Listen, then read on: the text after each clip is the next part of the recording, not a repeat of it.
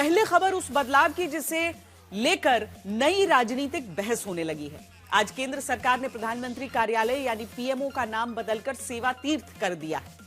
देश भर के गवर्नर हाउस यानी राजभवन का नाम अब लोक भवन होगा। इसके अलावा केंद्रीय सचिवालय को कर्तव्य भवन के नाम से जाना जाएगा। विपक्ष कह रहा है कि नाम बदलने से कुछ नहीं होगा। सरकार कह रही है कि सत्ता से सेवा की ओर बढ़ रहे हैं।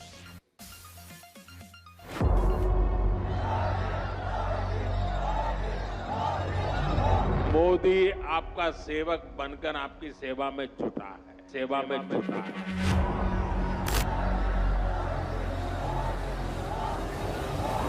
मोदी लोकसभा चुनाव के प्रचार के लिए नहीं आया है।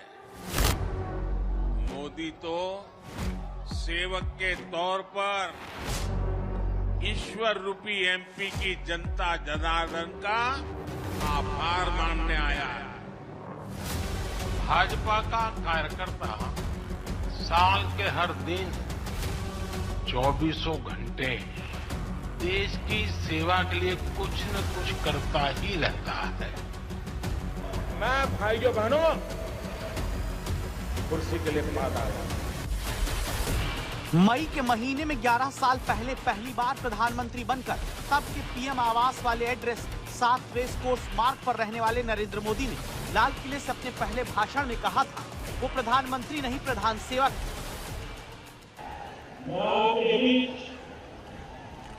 प्रधानमंत्री के रूप में नहीं, प्रधान सेवक के रूप में उपस्थित। और फिर प्रधानमंत्री लगातार कहते आए कि उन्हें जनता का सेवक बनकर ही काम करना है। जिसे कोई नहीं पूछता उसके लिए गरीब का ये बेटा मोदी उसका सेवक बनकर आया है। सबको सम्मान का जीवन देना, सभी तक सुविधा पहुंचाना, ये मोदी की गारंटी है। जनता की सेवा को नरेंद्र मोदी की गारंटी बताने वाली प्रधानमंत्री के कार्यालय से जुड़ी अब वो खबर आई जिसका सियासत में बड़ा असर देखने को आगे मिलेगा, क्योंकि अब तक जिसे प्रधानमंत्री कार्यालय कहा गया उसका नाम अब सेवा तीर्थ कर दिया गया। देश भर के राज्यों में जहां राज्यपाल रहते आए उसे राजभवन तो कहा गया, लेकिन अब ये लोक भवन होगा। इसके अलावा केंद्रीय सचिवालय को कर्तव्य भवन के नाम से जाना जाएगा। ये जिस बदलाव की बात हो रही है, कहा जा रहा है कि ये सिर्फ प्रशासनिक नहीं बल्कि एक सांस्कृतिक बदलाव है जो हो रहा है। प्रधानमंत्री कार्यालय जिसका कि नाम अब सत्ता तीर्थ कर दिया गया है, उसका मतलब है कि अब सेवा की तरफ बढ़ा जा रहा है। सत्ता ही नहीं, लेकिन अब जो चेंज आया है वो सत्ता से सेवा की तरफ है। और यही कारण है कि हम देख रहे हैं कि इस तरीके से एक के बाद एक नाम का परिवर्तन हो रहा है। प्रधानमंत्री कार्यालय ने साफ कहा कि ये जो परिवर्तन आपको नजर आ रहा है ये सिर्फ प्रशासनिक नहीं है बल्कि सांस्कृतिक परिवर्तन भी है। क्या ये वही परिवर्तन है जिसकी बात प्रधानमंत्री नरेंद्र मोदी ने अयोध्या में राम मंदिर से कही थी? ये धर्म ध्वजा केवल एक ध्वजा नहीं, ये भारतीय सभ्यता के पुनर्जागरण का ध्वज है। राजपथ का नाम बदलकर पहले ही कर्तव्य पथ किया था, जबकि 2016 में ही पीएम आवास जिसे 7 रेस कोर्स रोड कहा गया वो 7 लोक कल्याण मार्ग में बदला। अब प्रधानमंत्री कार्यालय का नाम बदलकर सेवा तीर्थ कर दिया गया। पीएमओ जल्द ही साउथ ब्लॉक के अपने पुराने दफ्तर से निकलकर नए सेवा तीर्थ कॉम्प्लेक्स में शिफ्ट होगा। नया पीएमओ सेवा तीर्थ 1 से काम करेगा, जो एग्जीक्यूटिव एनक्लेव 1 में बनी 3 नई आधुनिक इमारतों में से एक है। इसी कॉम्प्लेक्स की सेवा तीर्थ 2 इमारत में कैबिनेट सेक्रेटरिएट होगा और सेवा तीर्थ 3 इमारत में नेशनल सिक्योरिटी एडवाइजर का ऑफिस होगा। नाम बदलने के पीछे मकसद इस विचार को मजबूत करना है कि सरकार शासन नहीं सेवा के लिए होती है। इससे अच्छा तो और कुछ बात ही नहीं हो सकती। ये नया भारत है और नए भारत में अब सनातन भारत का उदय हो रहा, तो सेवा होगा ही। अच्छा एक चीज बताइए, प्रधानमंत्री का आवास जो होगा उसको क्या कहा जाएगा? लूट भवन? जो कांग्रेस जिंदगी भर लूट भवन रखा जी, तो उसको लूट भवन थोड़े कहा जाएगा, सेवा भवन ही कहा जाएगा। लेकिन विपक्ष पूछता है कि नाम बदलने से होता क्या है? नाम बदलना कोई बड़ी चीजें नहीं है। लोक भवन में हो क्या रहा है ये जरा पता करिए। भ्रष्टाचार के केंद्र बन गए हैं, सीधे बुलडोजर चल रहे हैं, जबकि देश के संविधान में, देश के कानून में जो प्रक्रिया है वो प्रक्रिया कहीं बुलडोजर स्टैंड नहीं करता। नाम बदलना कोई बड़ी चीज नहीं है। नाम पे चर्चाएं छोड़िए, ये इवेंट केवल होने से काम देश नहीं चलता है। देश चलता है मजबूती के साथ, जिम्मेदारी के साथ काम करने से, जो कि नहीं हुआ है। मोदी सरकार का जब इतिहास पढ़ा जाएगा तो जो Guinness book of world record सारे रिकॉर्ड तोड़ देंगे। सबसे ज्यादा नाम बदलने का शौक किसी को रहा है, रिकॉर्ड किसी ने बनाया तो मोदी सरकार। सेवा तीर्थ अगर प्रधानमंत्री कार्यालय का नाम हो रहा है तो इसके पीछे वजह ये कि इसी प्रधानमंत्री कार्यालय से लिए गए फैसलों से जनता तक तमाम वो योजनाएं पहुंची जिनके बारे में कहा जाता है कि पहले कभी नहीं सोचा गया। 81 करोड़ लोग अभी प्रधानमंत्री गरीब कल्याण अन्न योजना से राशन पा रहे हैं। 77 करोड़ लोग प्रधानमंत्री आयुष्मान भारत योजना से फायदा उठा रहे हैं। 15 करोड़ से ज्यादा घरों में हर घर नल से जल योजना का लाभ पहुंचा है। 12 करोड़ से ज्यादा घरों में शौचालय बना है। 10 करोड़ 33 लाख लोगों को उज्ज्वला योजना का सिलेंडर मिला है। 4 करोड़ से ज्यादा घर प्रधानमंत्री आवास योजना के तहत बन चुके हैं। जनता के हित की इन्हीं योजनाओं के आंकड़ों की जमीन पर अब प्रधानमंत्री कार्यालय का नाम सेवा तीर्थ किया जा रहा है। मोदी मौज करने के लिए नहीं पैदा हुआ है, मोदी मेहनत करने के लिए ही जन्मा है, और वो भी 140 करोड़ देशवासियों के लिए। अब तक बहुत हुआ है, बहुत किया है, लेकिन मोदी का मन तो यही कहता है कि ये तो अभी ट्रेलर है, इतने से हमें रुकना नहीं है, अभी तो गाड़ी टॉप गियर में ले जाना है। नाम बदलकर लगातार सोच बदलने की कोशिश में प्रधानमंत्री जुटे हैं, लेकिन सियासत में खबरदार करता अगला सवाल है कि क्या ऐसे मुद्दों पर हंगामा करने वाली सोच बदलेगी? क्या विपक्ष उस मुद्दे को लेकर चर्चा करने का हंगामा करता रहा जिसकी वजह से जीत हार में कोई फर्क पड़ता बिहार में नहीं दिखा? अब तक विपक्ष का सीधा आरोप यह रहा कि एसआईआर की वजह से ही विपक्ष समर्थक वोट काट दिए जाते हैं और बीजेपी समर्थक वोट जोड़ दिए जाते हैं। लेकिन क्या यह आरोप सही है? इनका आंकड़ों के साथ सत्य परीक्षण करके आज खबरदार करेंगे। उससे पहले आपको 2 खबर बता दें। 2 दिन से हंगामा करते विपक्ष के हाथ से आज वोटर रिवीजन से जुड़ी प्रक्रिया एसआईआर को लेकर मुद्दा भी छीन लिया, क्योंकि अब पहले वंदे मातरम के 150 साल होने पर अगले हफ्ते की शुरुआत में सोमवार को चर्चा होगी। फिर मंगलवार को चुनाव सुधार को लेकर चर्चा होगी, जहां विपक्ष अपनी तरफ से एसआईआर का मुद्दा उठा पाएगा।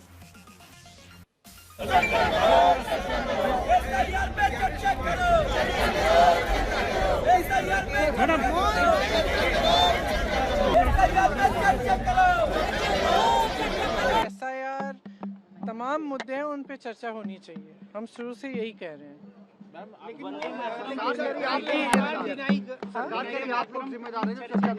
देखिए ये पूरी दुनिया जानती है, हम क्यों जिम्मेदार है कि चर्चा नहीं हो रही है। हम चर्चा मांग रहे हैं, हम तो पिछले सेशन से चर्चा मांग रहे हैं, ये करने के लिए राजी नहीं है किसी भी चीज पे। ऐसे थोड़ी चलता है सदन। सदन तो लोकतंत्र का मंदिर है। लोकतंत्र का मतलब क्या है कि सारी आवाजें आए, उठे। इलेक्शन रिफॉर्म्स का जब चर्चा होगी तो एसआईआर का मुद्दा भी वो उठा सकते हैं। अब जब हम सब मिल गए हैं तो मैं मानता हूं कि अब पार्लियामेंट में जब इसका चर्चा होगी तो सब अपने अपने जो तर्क है वो रखेंगे और सरकार की तरफ से जो पक्ष है वो भी अच्छी तरह से रखेंगे, तो देश और दुनिया के सामने में क्लियर हो जाएगा कि इतना दिन से वो जो इल्ज़ाम लगाते हैं वो भी साफ हो जाएगा, क्योंकि इलेक्शन प्रोसेस, साफ चुनाव प्रक्रिया लोकतंत्र के लिए कितना जरूरी है। और सोचिए अब आधार को ही ऐसा कर दिया कि आधार किसी लायक नहीं बचा, उसका आधार ही खत्म कर रहे हैं। ये साजिश षड्यंत्र इसलिए है कि सरकार सच्चाई से डरती है, हर आंकड़े में हेराफेरी करती है। लेकिन हम मजबूती से काम करेंगे और लोकसभा में ये बात रखेंगे कि किस तरह भारतीय जनता पार्टी बेईमानी करने पर उतर आई है। इतनी बड़ी बिहार में हार हुई, एक व्यक्ति ने कॉम्प्लेन नहीं किया करोड़ों वोटर्स में कि हमारा नाम गलत कटा या हमको वोट देने नहीं दिया गया। अरे कांग्रेसियों, कुछ तो शर्म करो। इतनी बड़ी हार हुई है फिर भी यहां खड़े हो। चुनाव आयोग ईमानदारी से काम करता है कि नहीं? बिहार में किसी बीएलओ ने कहा कि हमको दबाव पड़ रहा है? बिहार में किसी बीएलओ ने सुसाइड किया क्या? तो ये कहानी कहां से आ रही है? ये सरकार देख नहीं रही है, सुन नहीं रही है कि कितनी बीएलओज ने आत्महत्या कर ली, कितने लोग मर गए, और उसके बाद भी सरकार क्या वही इतिहास दोहराएगी जो किसानों का था? 900 किसान जब मर गए थे तब ये सरकार जागी थी। आज ये कितने बीएलओज को मारने के बाद एसआईआर पे चर्चा कराएगी? ये पार्लियामेंट हाउस है किस लिए? चर्चा के लिए ना। कर्नाटक में सरकार होती है तो वोट चोरी नहीं, हिमाचल में होती है तो वोट चोरी नहीं। ये लोग बेशर्म हैं, लोकतंत्र के नाम पे कलंक। सरकार चर्चा क्यों नहीं करवा रही, वो कह रहे हैं? सरकार चर्चा के लिए हर समय तैयार है। देश के 12 राज्यों में अभी एसआईआर की प्रक्रिया चल रही है। विपक्षी दलों का सबसे बड़ा आरोप यही है कि सत्ता के इशारे पर इस प्रक्रिया में विपक्ष समर्थक वोटर का नाम काट दिया जाता है। लेकिन क्या ये सच है? क्या एसआईआर में नाम काटने से चुनावी हार जीत तय हो रही है? हमारे सामने बिहार का उदाहरण है, जहां एसआईआर प्रक्रिया हुई। बिहार में 60 लाख से ज्यादा नाम हटे थे, लेकिन इससे क्या नतीजों पर असर पड़ा? विपक्ष के आरोपों का सच जानने के लिए हमने बिहार की वो टॉप 5 सीट का नतीजा खंगाला जहां सबसे ज्यादा वोटर का नाम एसआईआर प्रक्रिया के दौरान हटा था। ये 5 सीटें हैं गोपालगंज, पूर्णिया, मोतिहारी, कुचायकोट और किशनगंज, जहां आप देख सकते हैं कि 56,000 से ज्यादा से लेकर 42,000 से अधिक तक वोट अलग अलग सीट पर एसआईआर प्रक्रिया के बाद हटे, जिनमें से 4 सीट एनडीए ने जीती, 1 सीट कांग्रेस ने जीती। अगर सिर्फ इतना कोई देखे या दिखाएगा तो ये कहा जा सकता है कि देखो, ज्यादा नाम जहां हटे वहां तो एनडीए जीत गई। लेकिन यह भी सच नहीं है। सच तो यह है कि इन सीटों पर पहले भी 2010 से लगातार यही दल जीत रहे थे। मतलब सीधा सा है, जहां पर सबसे ज्यादा नाम बिहार में कटे थे वहां नतीजों में कोई फेरबदल देखने को नहीं मिला। जिस वोट के अंतर से पहले हार जीत होती रही, अब भी लगभग उसी तरह से हुई है। बीजेपी अपनी तैयारी केवल 2026 के चुनावी राज्यों के लिए ही नहीं कर रही है, बल्कि 2027 के सबसे बड़े उत्तर प्रदेश वाली परीक्षा के लिए भी जुट गई है, जहां संघ का अब सीधा फोकस बिहार चुनाव के बाद आ चुका है। इसीलिए 10 दिन के भीतर यूपी में संघ और सीएम योगी से लेकर संगठन तक अहम बैठक हुई है। 3 बातों पर ध्यान दिया गया। पहला, बीजेपी का अगला यूपी अध्यक्ष कौन होगा। दूसरा, योगी के हिंदुत्व से ही जातियों की गोलबंदी वाली राजनीति को जवाब देंगे। तीसरा, वोटर रिवीजन पर यूपी में पार्टी को विपक्ष जैसी सक्रियता दिखाकर वोटर से जुड़ना होगा। लोग उत्तर प्रदेश का आज उदाहरण देते हैं। अपराधियों और माफियाओं के खिलाफ कार्रवाई कैसे होनी चाहिए। गुंडागिर्दी नहीं, गुंडा टैक्स नहीं, माफिया राज नहीं, मनमानापन नहीं, जाति पाति में लड़ाते थे, अराजकता फैलाते थे, गुंडागिर्दी पैदा करके व्यापारी की प्रॉपर्टी पर और गरीब की जमीन पर कब्जा करना ये अपना जन्मसिद्ध अधिकार समझते थे। उत्तर प्रदेश के मुख्यमंत्री योगी आदित्यनाथ लगातार आक्रामक मोड में नजर आ रहे हैं। जो एक कब्जा करने वाले थे, इनकी कमर को हमने सीधी करने का काम कर दिया है और इतनी कुटाई उनकी हुई है कि अब उसके ऊपर फैक्ट्री का निर्माण हम लोग कर रहे हैं। अपराध और अपराधियों को राइट टाइम करने वाले मुख्यमंत्री पिछले 10 दिन के भीतर संघ प्रमुख मोहन भागवत से मुलाकात से लेकर राष्ट्रीय संगठन महामंत्री बीएल संतोष संग बैठक कर चुके हैं। सवाल है कि क्या अब डबल इंजन वाली सरकार में संघ और सरकार के साथ संगठन की ट्रिपल इंजन वाली शक्ति से 2027 की तैयारी शुरू हो चुकी है, जहां पहला मंथन इस बात को फाइनल करने के लिए हुआ है कि देश में सबसे ज्यादा लोकसभा विधानसभा सीट वाले राज्य में बीजेपी का प्रदेश अध्यक्ष कौन होगा। चर्चा यह है कि यूं तो नाम शीर्ष नेतृत्व प्रदेश अध्यक्ष का तय करेगा, लेकिन जो नाम अटकलों में है उसमें एक नाम बेहद अहम है और वो है साध्वी निरंजन ज्योति का। इसलिए क्योंकि अभी हाल ही में साध्वी निरंजन ज्योति को बिहार चुनाव में नेता चुनाव के दौरान सह पर्यवेक्षक बनाकर भेजा गया था। कहा यह जा रहा है कि मुख्यमंत्री योगी आदित्यनाथ की पसंद ओबीसी नेता में अगर देखा जाए तो स्वतंत्र देव सिंह पसंद है, दिनेश शर्मा ब्राह्मण चेहरे में पसंद है, लेकिन अगर बीजेपी के नेतृत्व या फिर बीजेपी के भीतर बात की जाए तो कई चेहरे हैं और जिसमें धर्मपाल सिंह, जिसमें बाबूराम निषाद, इसके अलावा एक नाम जो सचमुच चल रहा है वो है साध्वी निरंजन ज्योति का। देखना है किसका नाम फाइनल होता है। प्रदेश अध्यक्ष का फैसला करने के साथ ही तैयारी जाति की सियासत के बदले हिंदुत्व की मजबूत जमीन पर 2027 के मुकाबले में आगे बढ़ने की हुई है। मुख्यमंत्री योगी आदित्यनाथ का हिंदुत्ववादी एजेंडा बिल्कुल साफ है, वो हिंदुत्व को धार देने में जुटे हैं।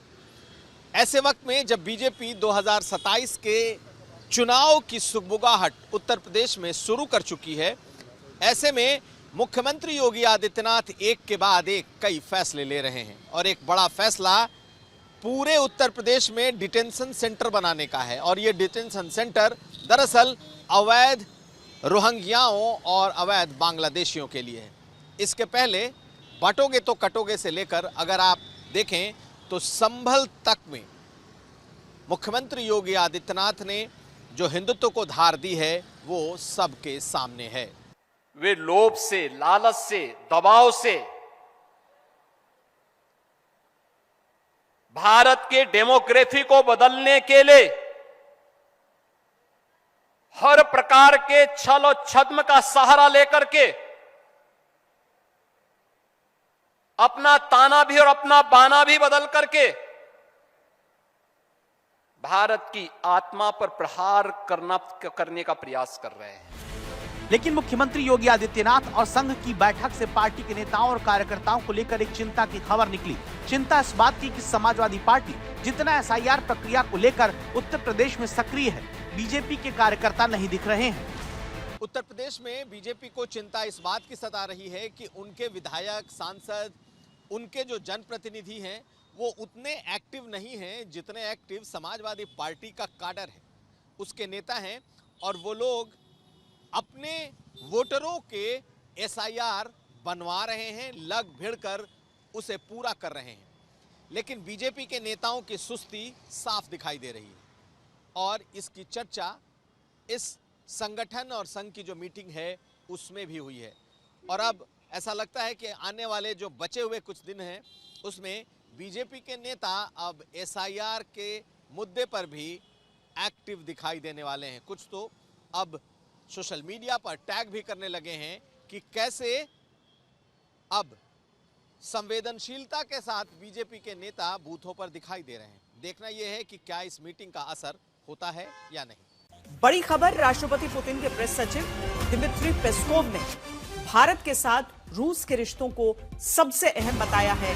रूस भारत के साथ अपनी मिसाइल प्रोग्राम के अनुभव और विशेषज्ञता साझा करने को तैयार है। अब सवाल यह है कि क्या मोदी पुतिन की मुलाकात में ब्रह्मोस की तरह मिसाइल मिलकर बनाएंगे भारत और रूस। राष्ट्रपति पुतिन के प्रेस सचिव दिमित्री पेस्कोव ने क्या कहा है, सुनाते हैं।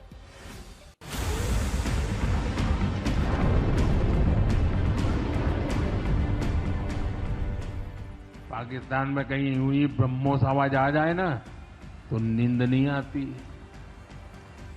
ऑपरेशन सिंदूर के बाद हिंदुस्तान के पराक्रम का प्रतीक बन गई है ब्रह्मोस मिसाइल।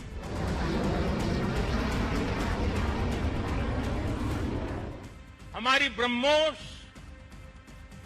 और आकाश जैसी मिसाइलों ने ऑपरेशन सिंदूर में भी अपनी क्षमता साबित की है। ब्रह्मोस को तो नाम ही ऐसा है कि सुनते ही कई लोगों को चिंता हो जाती है कि ब्रह्मोस आ रहा है क्या। ये ब्रह्मोस मिसाइल ही थी जिसने पाकिस्तान के होश ठिकाने लगा दिए। ब्रह्मोस मिसाइल की ताकत को तो पाकिस्तान ने खुद स्वीकार कर लिया है।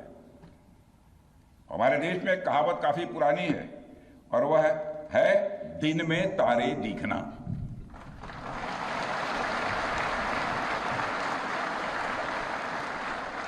मगर भारत में बनी ब्रह्मोस मिसाइल ने पाकिस्तान को रात के अंधेरे में दिन का उजाला दिखाई। ब्रह्मोस वो मिसाइल जिसने पाकिस्तान के परखच्चे उड़ा दिए। ब्रह्मोस मिसाइल क्या होती है, अभी आपने ऑपरेशन सिंदूर के अंदर इस मिसाइल के पराक्रम की एक झलक देखी होगी, और नहीं देखी होगी तो कम से कम पाकिस्तान वालों से पूछ लेना चाहिए कि ब्रह्मोस मिसाइल की ताकत क्या है। ऑपरेशन सिंदूर में ब्रह्मोस ने जो कमाल दिखाया वो सारी दुनिया ने देखा। पाकिस्तान के पास ब्रह्मोस का कोई जवाब नहीं था, फिर भी भारत ने अपनी इस गेम चेंजर मिसाइल की ताकत बढ़ाई है। पुतिन के आने से पहले भारत ने ब्रह्मोस का परीक्षण किया है। भारतीय सेना ने एक वीडियो जारी किया जिसमें एक बड़े ट्रक में आप ब्रह्मोस मिसाइल देख सकते हैं जो धीरे धीरे आगे बढ़ता जा रहा है। ये जगह बंगाल की खाड़ी के पास है जहां भारत ने ब्रह्मोस सुपरसोनिक क्रूज मिसाइल का सफल परीक्षण किया जिसने अपने टारगेट को सटीकता से भेदा है। ये परीक्षण भारत की लंबी दूरी तक मार करने की क्षमता, रक्षा क्षेत्र में आत्मनिर्भरता और भविष्य की चुनौतियों का सामना करने की सेना की तत्परता को दिखाता है। ये मिसाइल लंबी दूरी तक मार कर सकती है। भारत अब दूर बैठे दुश्मन को भी निशाना बना सकता है। ऑपरेशन सिंदूर ने भी दिखा दिया कि सरहद पार भारत के इस अस्त्र का पाकिस्तान के पास जवाब नहीं है। भारत ने पाकिस्तान के 13 एयरबेस पर हमला करके उसे दिन में तारे दिखा दिए थे और सिर्फ 2 दिन के भीतर पाकिस्तान के होश ठिकाने आए। ऐसा इसलिए हुआ क्योंकि स्वदेशी ब्रह्मोस मिसाइल ने 9 और 10 मई की 2 रात में पाकिस्तान के हौसले तोड़ दिए।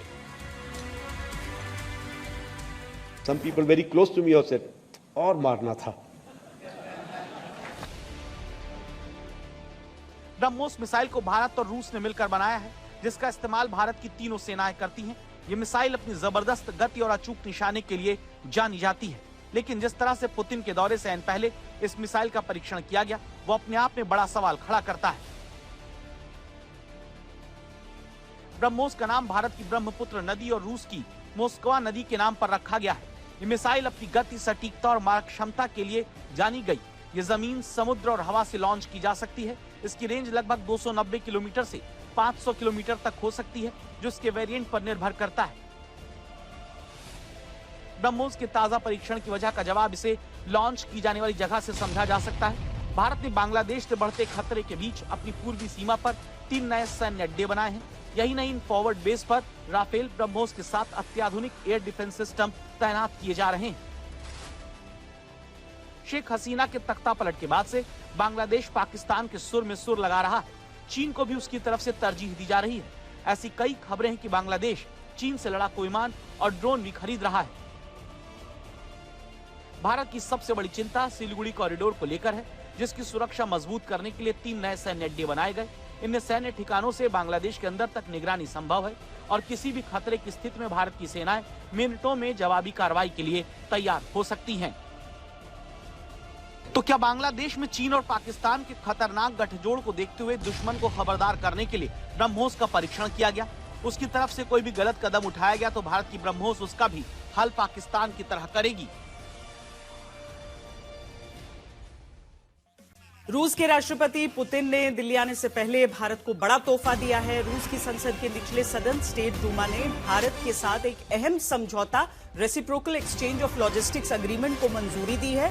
रूस की तरफ से ये कदम व्लादिमीर पुतिन की भारत यात्रा से ठीक पहले उठाया गया है। स्टेट डूमा के अध्यक्ष ने कहा कि भारत के साथ हमारे संबंध रणनीतिक और व्यापक हैं और हम उन्हें महत्व देते हैं। ये समझौता भारतीय नौसेना की ताकत को बढ़ाने वाला साबित होगा। और सीधे अब आपको लिए चलते हैं प्रणय उपाध्याय के पास। प्रणय।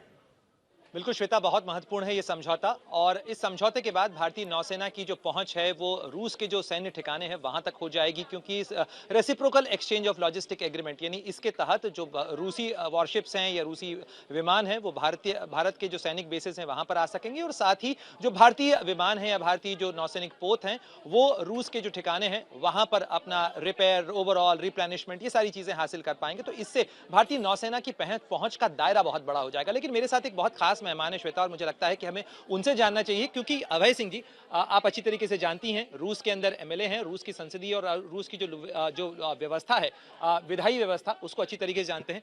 ये जो आज समझौता हुआ है अभय जी भारत और रूस के बीच में, ये जो reciprocal exchange of logistic agreement, इसको किस तरीके से देखा जाए? और राष्ट्रपति पुतिन आ रहे हैं, आप उस यात्रा के सिलसिले में ही आए हैं, रक्षा और सामरिक रिश्तों के लिहाज से क्या नया और क्या बड़ा होने वाला है इस यात्रा में?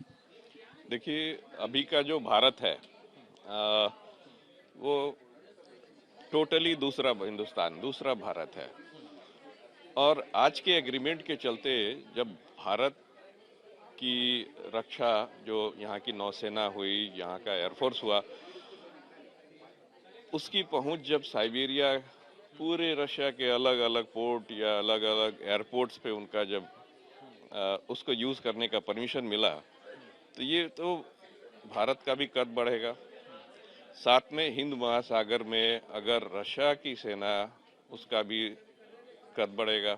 ये दोनों देशों के लिए बहुत ही सही और अच्छा कदम है। दोनों देश मजबूत होंगे इसमें। श्वेता, यदि कोई आप सवाल पूछना चाहें? नहीं प्रणय, आप बात करें आगे। जी, मैंने आपसे सवाल इसलिए भी पूछा कि Su-57 को लेकर बातचीत हो रही है कि S-400 और S-500 भी जो है वो भारत को मिल सकती है। राष्ट्रपति पुतिन रक्षा सहयोग के कितने बड़े और कितने अच्छे प्रस्ताव भारत के लिए लेकर आ रहे हैं अपने साथ? देखिए, ये श्योर है कि Su-57 पे तो बात होगी ही। मैं उस पर बैठा हुआ हूँ और देखिए, टेक्निकल चीज़ तो मेरे को पता नहीं लगा, लेकिन उसकी ज़रूरत है। आप कुछ इस साल के शुरुआत में जो घटना घटी है, उसके बाद पता चल गया कि रशियन प्लेन जो है उसकी जगह क्या है पूरे वर्ल्ड में। आप ऑपरेशन सिंदूर का जिक्र कर रहे हैं। हाँ, मैं उसको खुल के नहीं बोलना चाहता हूँ, लेकिन उसी की बात हो रही है। तो Su-57 की ज़रूरत है, दूसरे फ्लाइटर प्लेन्स की भी ज़रूरत है इंडिया को। उसके बाद अगर देखा जाए, ब्रह्मोस की ज़रूरत है। ब्रह्मोस में नए टेक्नोलॉजी जो हमारे यहाँ आ रहे हैं, उसकी भी ज़रूरत है। मेरे ख्याल से दोनों पे समझौते पे बात होगी। अगर S-500 पे बात हो जाए, जो हमारे यहाँ ऑलरेडी रशिया में लगा हुआ है, कई जगह हमारे कुर्स्क में भी लगा हुआ है, वो इससे बड़ी बात क्या हो सकती है? चलिए, उम्मीद की जानी चाहिए श्वेता कि राष्ट्रपति पुतिन की इस यात्रा में, इस दौरे के अंदर कई नए और बड़े समझौते होंगे जो भारत और रूस की सामरिक साझेदारी को एक नए आयाम, नए पायदान पर लेकर जाएंगे। बहुत शुक्रिया प्रणय इस पूरी बातचीत के लिए। रेलोस समझौते से भारत और रूस के रिश्ते ही मजबूत नहीं होंगे, बल्कि भारत की ताकत दुनिया के कई हिस्सों में बढ़ जाएगी। अभी कुछ ही महीने पहले हमने देखा है, विक्रांत ने अपने नाम से ही पूरे पाकिस्तान की रातों की नींद उड़ा दी थी।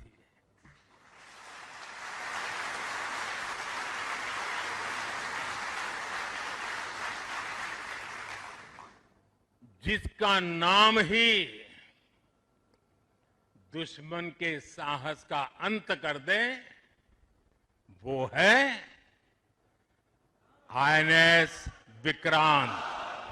पाकिस्तान का हौसला भारतीय नौसेना का नाम सुनते ही पस्त हो जाता है। 1971 की जंग में भारतीय नौसेना ने जिस तरह से कराची को फूंककर पाकिस्तान की नींद उड़ाई, उसे दोहराने के लिए भारतीय नौसेना एकदम तैयार है। हम लोग चाहते हैं कि जब भी कोई एक्शन हो, हम भी उसमें शामिल हो, सभी लोग चाहते होंगे। और बट हमें पता है कि हमारा रोल क्या है, और हमारे अगर हम मौजूद हो जाते हैं उस समय एक्शन में, तो उसका रिपरकशन क्या हो सकता है हमें पता है। तो हमें पहले भी पता था कि यदि हमें अंदर जाने के लिए आदेश मिलेगा, तो वो जो ऑपरेशन का जो स्कोप है वो बढ़ जाएगा, हमें पता था। तो we were waiting for the right time, and अगर फिर से मौका मिलेगा जरूर जाएंगे। पाकिस्तान की तरफ से सीज़फायर की एक बड़ी वजह अरब सागर में भारतीय नौसेना की तैनाती थी, जिससे डरकर पाकिस्तान ने घुटने टेकने में अपनी भलाई समझी। We feel that the Navy was instrumental in maintaining that escalation control and posing the threat to them, and because we posed a threat to them, we feel that they sought the ceasefire. We came very close to carrying out the strike, and we were thinking that we took off some of the aircraft, Air Force carried out some strikes across the border on the airfields. They struck back, and we were saying if there was going to be further escalation, then we would have got inside. Our view is that they came to know the Navy is moving in, and therefore they asked for the ceasefire. भारतीय नौसेना पाकिस्तान से कई गुना ज्यादा ताकतवर है, जिसे और शक्तिशाली करने का पुतिन ने भारत आने से पहले इंतजाम कर दिया।